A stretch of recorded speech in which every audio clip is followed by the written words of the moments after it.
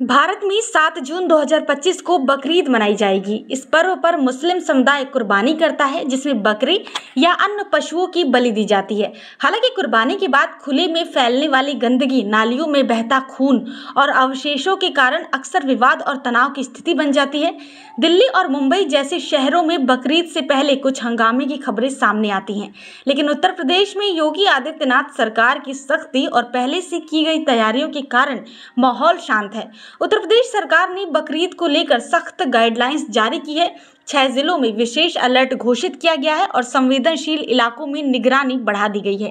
Meerut range की DIG कालनिधि Nathani ने बकरीद और आगामी कांवड़ यात्रा को ध्यान में रखते हुए अधिकारियों के साथ बैठक की। इस दौरान संवेदनशील स्थानों की पहचान, सुरक्षा व्यवस्था को मजबूत करने, ट्रैफिक प्रबंधन और धार्मिक नेताओं से संवाद पर जोर दिया गया। ईदगाहों, पशु बाजारों और मंदिर परिसरों का निरीक्षण करने के भी निर्देश दिए गए। योगी सरकार ने पिछले साल भी बकरीद के लिए सख्त नियम बनाए थे और इस बार भी ताज़ा गाइडलाइंस जारी की गई हैं। मुख्यमंत्री योगी आदित्यनाथ ने स्पष्ट निर्देश दिए हैं कि कुर्बानी केवल चिन्हित स्थानों पर ही होनी चाहिए। विवादित या संवेदनशील स्थानों पर कुर्बानी प्रतिबंधित है और प्रतिबंधित पशुओं की बलि पर भी रोक है। कुर्बानी के बाद अपशिष्ट निपटान की समुचित व्यवस्था सुनिश्चित करने के आदेश दिए गए हैं।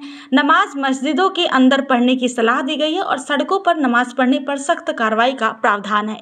मुस्लिम समुदाय का एक वर्ग कुर्बानी को अपनी धार्मिक परंपरा का हिस्सा मानता है और इसे रोकने के किसी भी प्रयास को गलत ठहराता है। हालांकि कुछ लोग ये भी मानते हैं कि खुले में कुर्बानी करने या अवशेषों को लापरवाही से फेंकने की वजह से विवाद पैदा होता है।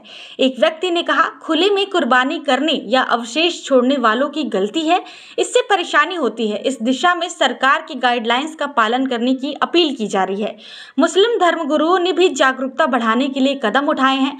लखनऊ के ऐशबाग ईदगाह स्थित दारुल उलूम फिरंगी महल ने कुर्बानी और हज से संबंधित जानकारी के लिए हेल्पलाइन शुरू की है। ये सुविधा 29 मई से 10 जून तक उपलब्ध रहेगी और देश भर के लोग दोपहर 2 बजे से 4 बजे के बीच 8 नंबरों पर संपर्क कर जानकारी ले सकते हैं।